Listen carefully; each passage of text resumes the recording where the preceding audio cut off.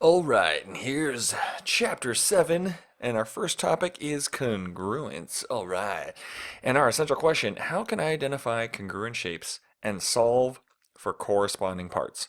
All right, this is a lot of loaded with vocabulary. Congruent means equal or the same, so congruent, equal or the same.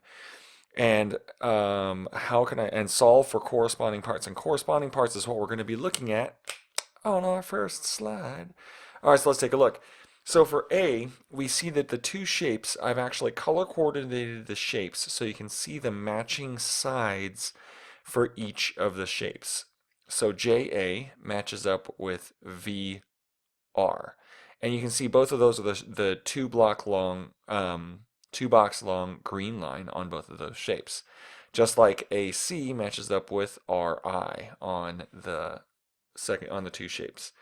So what you should be doing in your notes, if you have the notes that go along that I wrote that go along with these, is matching up all of the sides now that are the same, like JA and VR or AC and RI.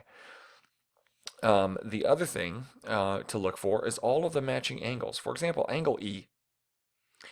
Angle E matches up with angle D on the second shape. So E matches up with D, angle E, angle D. All right, very cool. All right, no, I'm not going to be listing out all of these corresponding shapes on this first slide. That is for you and your table partner, neighbor, or other person that that has seen this video to compare with.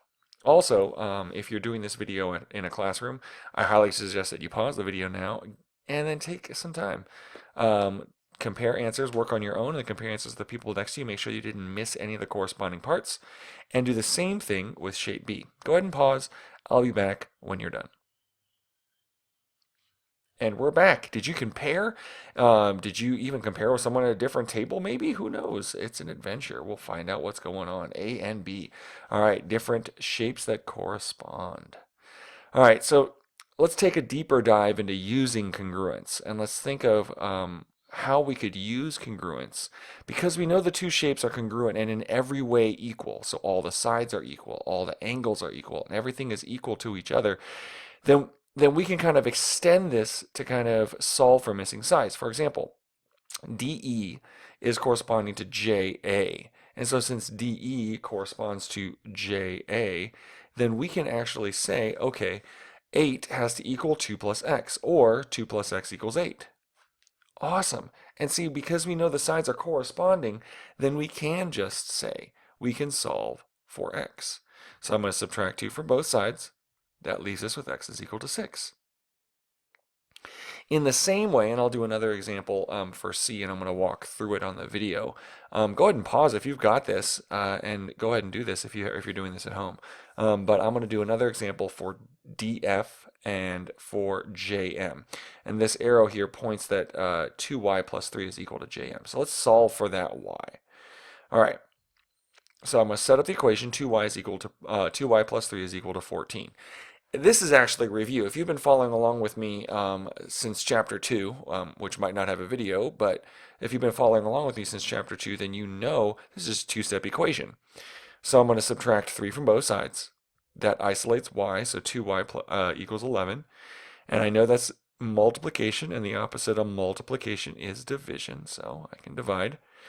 I know half of 11 is 5.5, or 5.5. Don't let fractions and decimals scare you. All right, my suggestion is that you take a moment now, make sure you have the two for x and y written down and in your notes, and then pause and try to do everything in example D on your own for MADE and PUCK. All right, cool. I'll be back when you have those done. Go ahead and pause the video. And we're back. All right, cool. So let's take a look at your work for solving for x, for example, D. And of course, these are the corresponding sides. I've added 5 to both sides. The tea tastes wonderful. Thank you for asking. And then I know this is just the same example as I have for y, for example, C. So I'm going to be dividing, and half of 15 is, of course, 7.5. Sweet. And let's take a look at the next one. It's just 5m is equal to 10. That's multiplication. Undone with division. M is equal to 2. Did you get those right? I bet you did. And if you didn't, go ahead and rewind. That's what the rewind button is for. And look back over the examples that I have here. There'll be plenty of time to practice in class. Sweet. So now we can solve these without diagrams. So up here, let's take a moment and explore what this statement at the top means. This symbol means triangle, so I have triangle ABC. And now I have an equal sign with a little squiggle on top. That means is congruent to triangle XYZ. All right, now this is important in pink here because each of the letters in the statement match up with the other letters on both sides of the congruent symbol. So angle A matches up with angle X, angle B matches up with angle Y, angle C matches up with angle Z. Also, the first two letters, AB, form a side, and XY form the corresponding side on the next triangle. Same with BC, YZ, and AC and XZ. So all of the different parts match up and correspond. So in each of these examples, all I'm going to check for first is that they are corresponding parts. So let's dive right in. Is AB corresponding to XY? So AB is the first two letters, and XY is the first two letters. So yes, they are corresponding. Because I know they're corresponding, I can set them equal to each other. I would suggest, now that you see how that works, BC and YZ, their second two letters, they are equal to each other. And angle B is the second letter, Y is the second letter. So 50 degrees and 3Q minus 4 is also equal to each other. Now, these problems are exactly like solving for Y and solving for X. So if you have already written down how to solve for Y and solve for X, then E, F, and G are actually done the exact same way.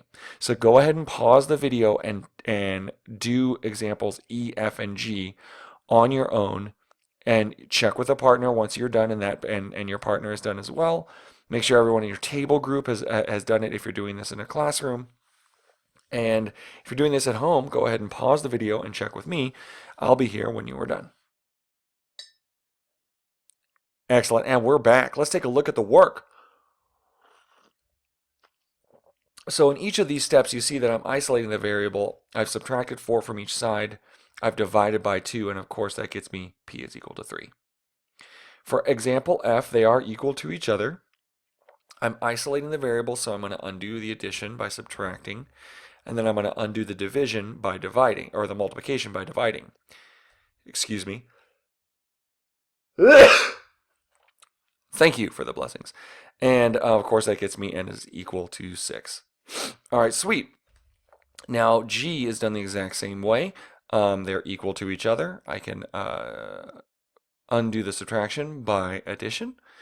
And I can go ahead and undo the multiplication by division. And of course, Q is equal to 18. All right. Sorry for the sneeze, guys. I took a moment on my own. QRS, triangle QRS is congruent to triangle TUV. Absolutely, absolutely. I'm just going to tell you to pause the video right now. Do all the things that I did with the previous example, triangle ABC and triangle XYZ. Compare the sides with the sides, the angles to the angles, make sure they're corresponding. If they are, set them equal to each other and then go ahead and solve for them. Do that for these 3 examples. Check with your table partner, check with your neighbor. I'm going to kind of just flow through the steps that I use to solve the problem in a moment, but I encourage you to pause the video if you're in a classroom and do this. Wait till your students are done. Or if you're at home, go ahead and pause the video and check with me when you have rechecked or checked your work. Okay, cool. We're back. So let's take a look at the work for H. They are equal to each other.